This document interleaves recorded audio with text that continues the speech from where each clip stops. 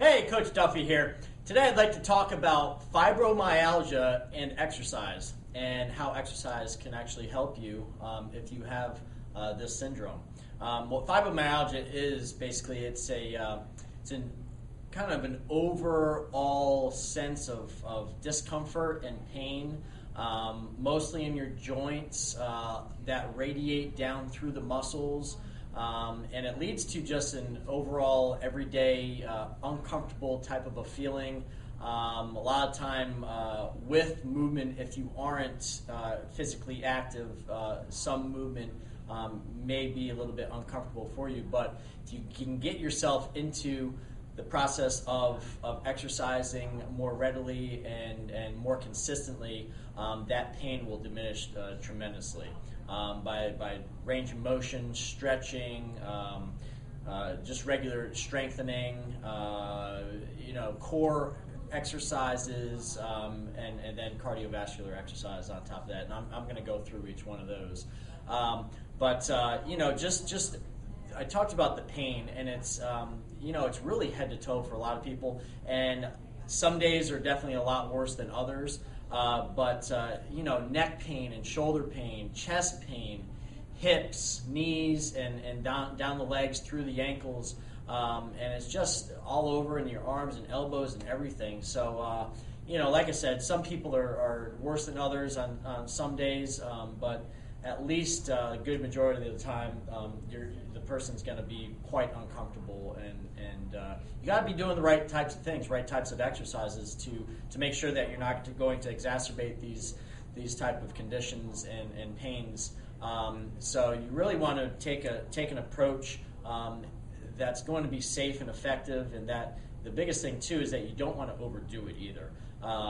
As a trainer myself, I'm always looking to push my clients to the next level. But with fibromyalgia type of people that have this syndrome, you got to be a lot more careful and just take it a little bit slower and just more at a step-by-step type of base, and kind of seeing how they're feeling on that given day. That's to kind of see what type of exercises you want to hit with that person in that particular day. I'd like to start with just the range of motion type of stretching type of exercise to start off. Static stretches, things like just holding certain positions, working the bigger muscles is best. The big leg muscles, the hamstrings and the quadriceps, good stretches for those. Your back muscles are going to be quite tight and painful, so back exercises and stretches. Arm exercises is great, and stretches. Neck stretches is going to be very good. A lot of people have a lot of tenderness and pain through their shoulders and their neck, so gentle stretches through the neck.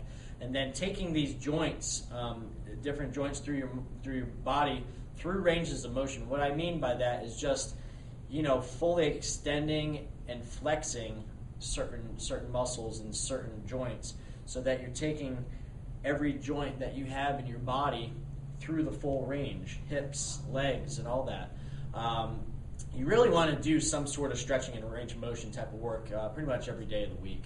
And this is the type of thing that is not going to make you more sore. This is something that's going to relieve that pain and discomfort. So, second thing is the strengthening aspect of it, strengthening exercises, making sure that you're doing it in a functional manner. And what that means is going through movement-based exercises, not just in a machine to where the machine's going to be doing a lot of the work.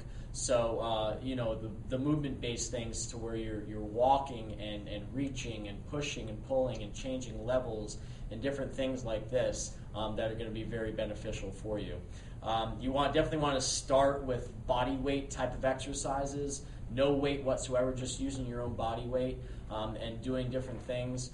And getting into some lighter weighted type of exercises, even if it's just 1 or 2 or 3 pounds, but doing different ranges of motions for different areas of your body is going to be the best thing for you.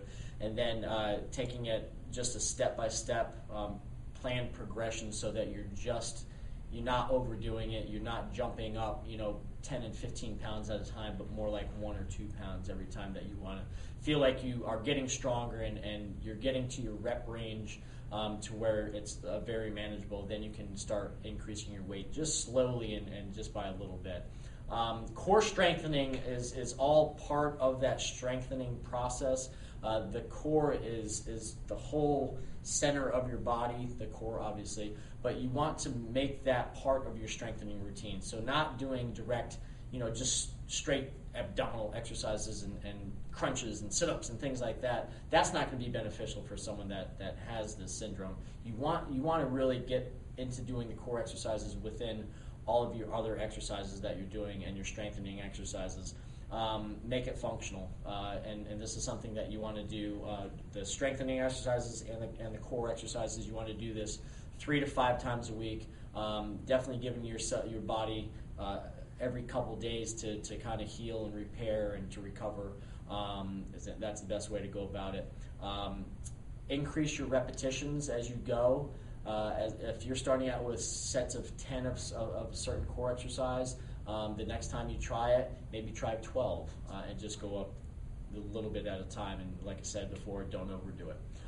The last piece of the puzzle is to really get the cardiovascular and endurance side of things going. And you don't want to look to doing much running, if at all, ever. That's just going to make your joints ache even more. You want to do less impact type of exercises for your cardio, such as biking, swimming, walking is going to be great.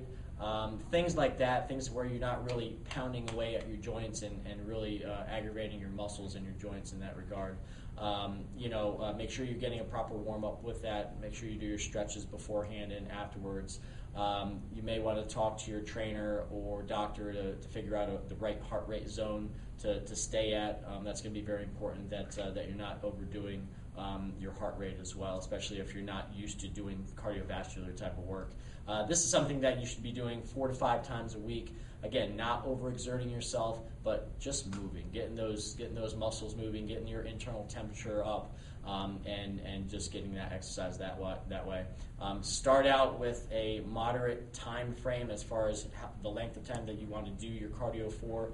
Even if it's 10 minutes to start, great. At least you're doing something, And then as you progress through the weeks, increase your time by a little bit, and from day by day, you're going to be feeling a little bit better and better, hopefully. And then on the days that you do feel better, do a little bit more, but don't overdo it because the next day you'll be sorry. But just progressively progress yourself. That's a good way to put it. But you take all these things and start out just a little bit at a time and do progress yourself. Feel your body, feel how you're reacting to these different exercises. Some things may be too much for you, some things not enough, so just listen to your body. Make sure you take the time to recover as well. All right, thank you.